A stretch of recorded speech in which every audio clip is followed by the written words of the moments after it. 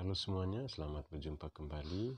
Kali ini kami akan mencoba berbagi pengetahuan maupun informasi bagaimana cara membuat bonsai kelapa. Ini sangat mudah untuk kita praktikkan atau lakukan di rumah. Pertama, kita cari kelapa yang sudah matang, yang sudah tumbuh, sudah mulai kelihatan tunasnya seperti yang terlihat dalam video ini. Nah, bagaimana agar dia membentuk bonsai? Maka dia punya kulit kelapa yang sudah kering ini kita cabut atau kita kupas sampai bersih. Nah, pada proses pengupasan harap berhati-hati, jangan sampai parang atau alat yang dipakai mengenai akar yang sudah tumbuh maupun tunas yang sudah tumbuh, jangan sampai patah ya. Jadi mesti dilakukan dengan sangat hati-hati. Nah, ini saya pikir banyak sekali kelapa di sekitar kita, bisa kita manfaatkan selain untuk menghiasi rumah kita, bisa saja ini menjadi sumber penghasilan untuk menambah penghasilan yang sudah ada.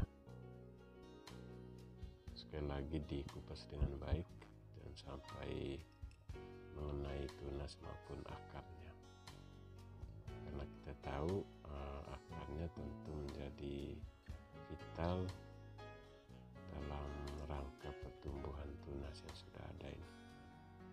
Jadi kita kelupas baik-baik sampai yang tertinggal nanti adalah batok kelapanya dengan akar serta tunas kelapanya. Nah, setelah seperti ini, langkah selanjutnya kita bisa bersihkan serabut-serabut yang ada di batoknya. Yang paling bagus bisa menggunakan kertas pasir, dia biar lebih bersih. Nah, batoknya kita bersihkan sekali lagi sampai sebersih-bersihnya. Nah, ini sebenarnya lebih bagus kalau memakai kertas pasir. Nah, setelah dibersihkan, boleh juga nanti ketika akarnya sudah nancap ke wadah yang ada tanahnya, itu teman-teman bisa vernisnya ya, membuat vernisnya biar lebih indah kelihatannya ya. Nah, ini kebetulan saya pakai parang saja untuk membersihkan sisa-sisa serabut yang ada di batok kelapanya.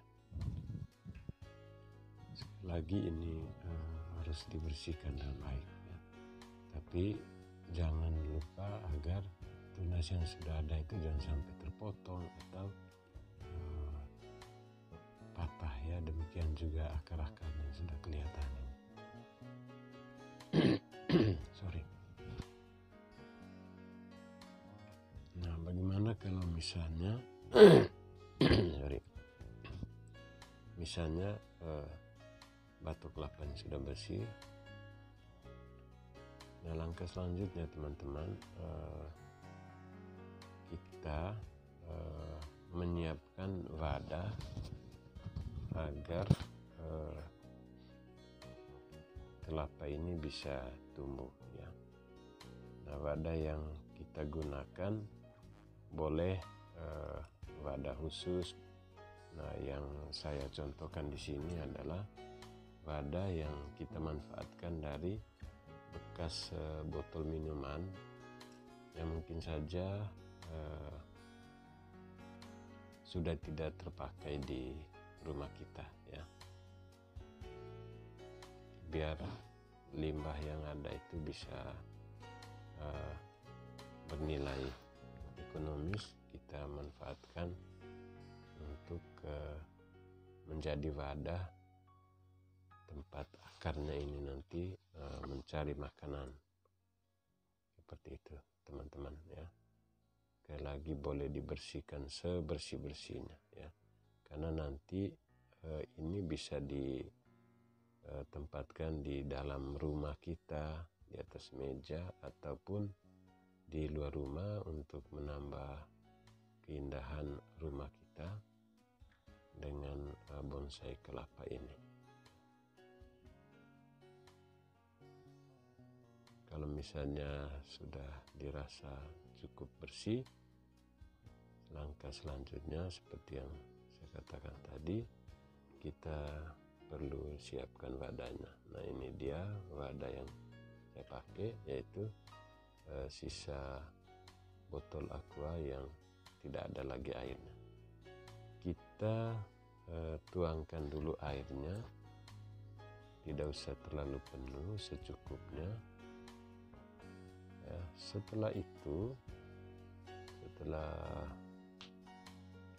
botol tadi terisi air, karena akarnya masih jauh dari air, maka kita perlu alat bantu berupa kain ya. Jadi kain yang digunakan adalah kain yang bisa meresap air ya. Nanti kain yang basah itu akan merangsang akar untuk mencari sumber air tadi ya. Nah, setelah kainnya sudah dipotong, kita lilitkan kain tadi menutupi akar dari tunas kelapa tadi ya. Kurang lebih dililit seperti ini. Harap dibuat dengan rapi teman-teman, biar asik juga untuk dilihat ya.